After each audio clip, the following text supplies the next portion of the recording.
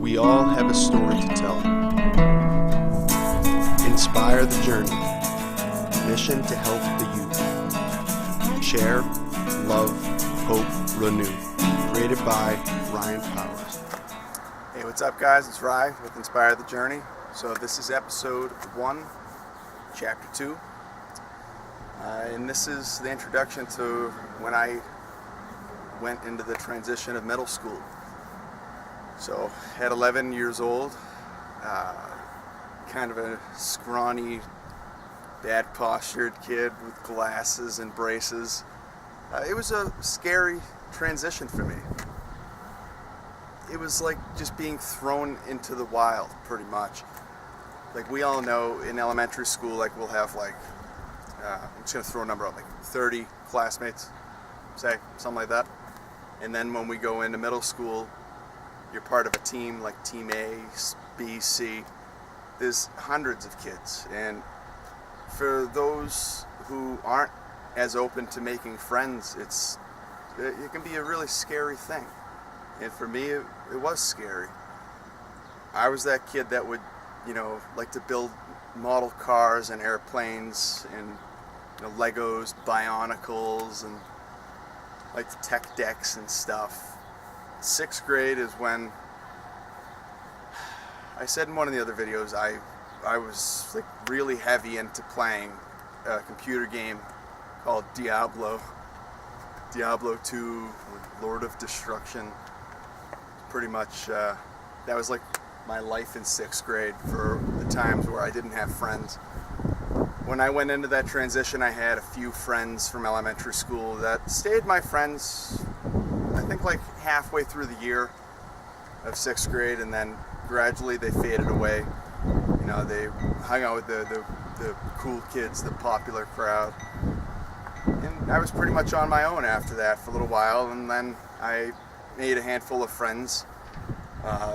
When we first went into school at, I think it was like 7 o'clock or something, everybody would go into the gym back when I was in here. I think that was like the year 2000, I think.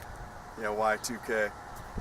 Everybody would wait in the gym until our first class had come up, and at first I kind of like sat by myself, and then I ended up sitting with a crowd of friends, and we used to sit in a circle on the floor.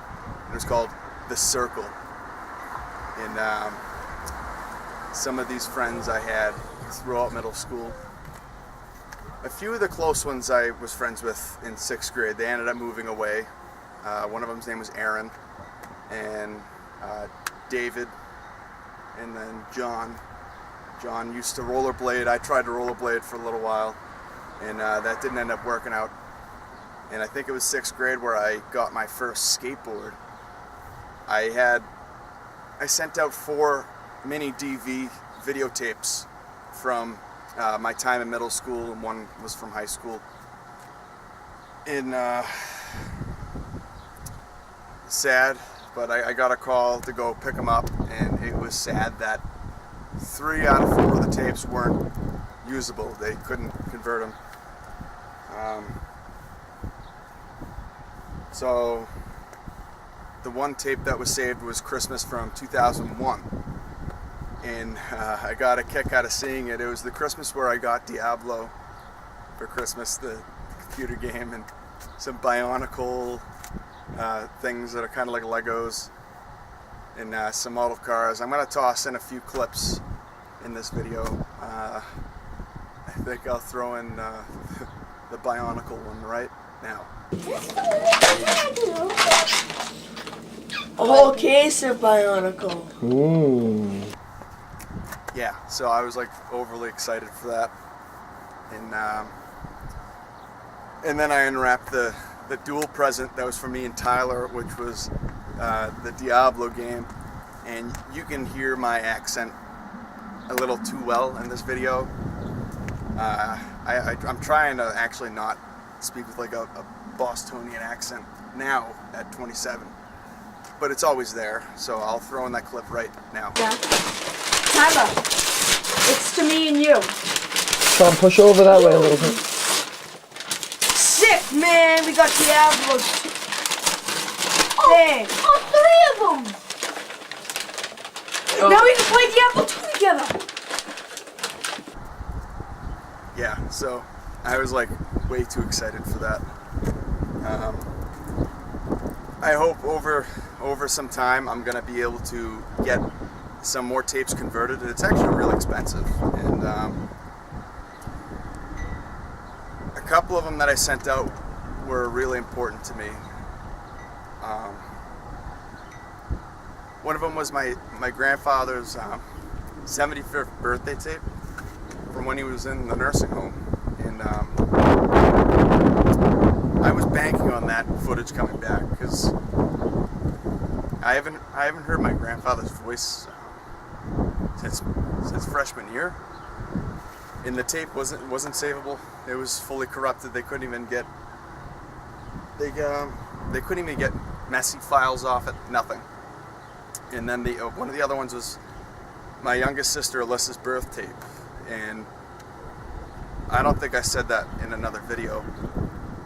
That birth tape was 1 out of 5 out of myself and my siblings. The 1 out of 5 that would have been savable, because all of our other birth tapes, they got destroyed, and you'll end up learning why in the next chapter, or the one after that. They're not mentioning why. You know, I might have already actually. And then the other tape was one of my band tapes from when we were in Knob Scott Studios recording our demo. That came back unviable to corrupted files. So the couple clips that you saw were from the one tape I was able to save.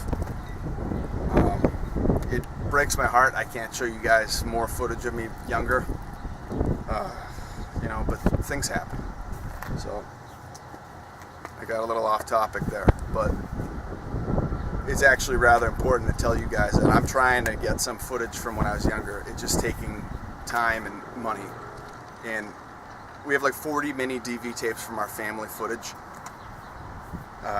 Because in middle school is when I started recording a lot of things, like early Thursday, early release. And because growing up, my father used to take photos and videos of all of us growing up. And one of the hobbies I acquired in middle school, starting in middle school, was videotaping.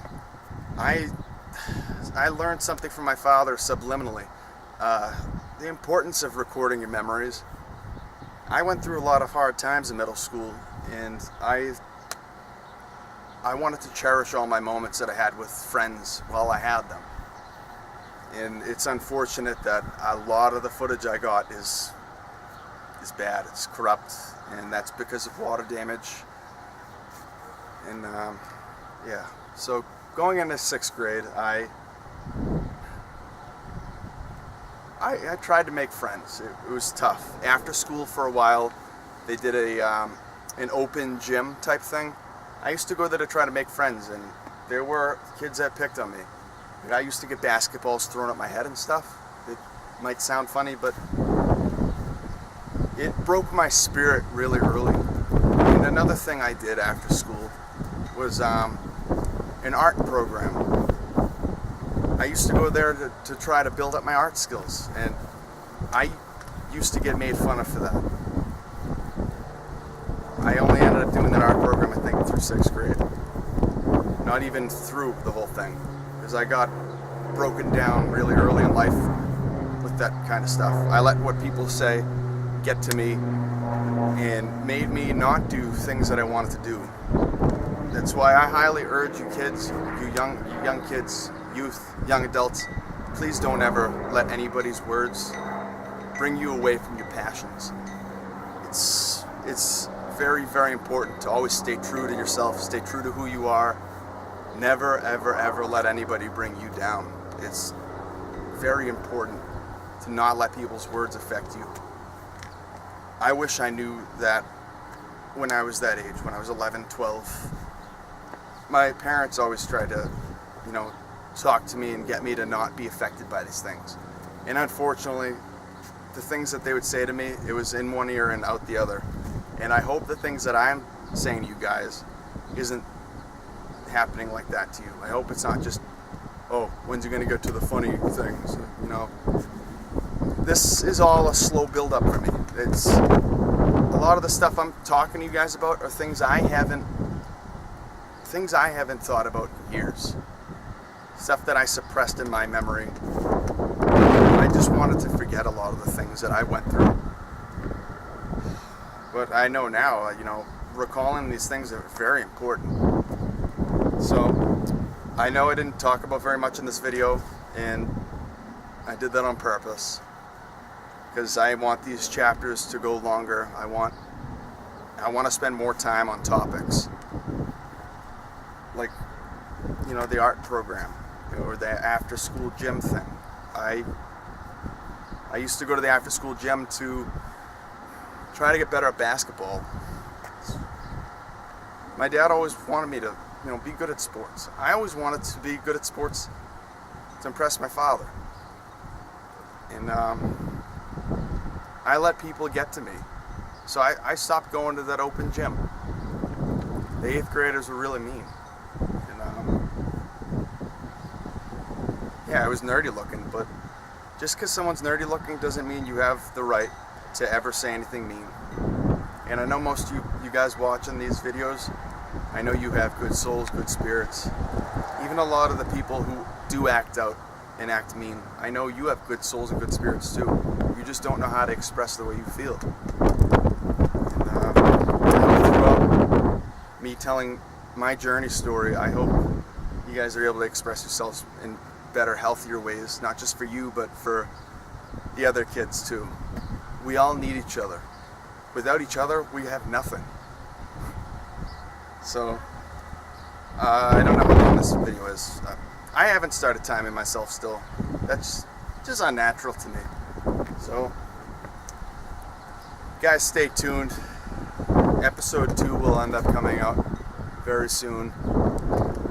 I'm trying to find some more tapes that have footage of me from these grades. As you can see behind me, which I meant to say right at the beginning of the video, right behind me is the middle school I went to, which was 6th, 7th, and 8th grade. And the next handful of episodes are going to be back out into the woods. I went to Castle Island this morning, Castle Island right in Boston, or right outside of Boston, to shoot this video. But the wind was way too high, and it was affecting it too much. And you know what? I think the wind is still affecting this video, so if it is, please stay with me. I'm trying to figure out better ways of recording. So stay tuned for episode 2, and I will see all of you guys soon. God bless, and I love you all. You all.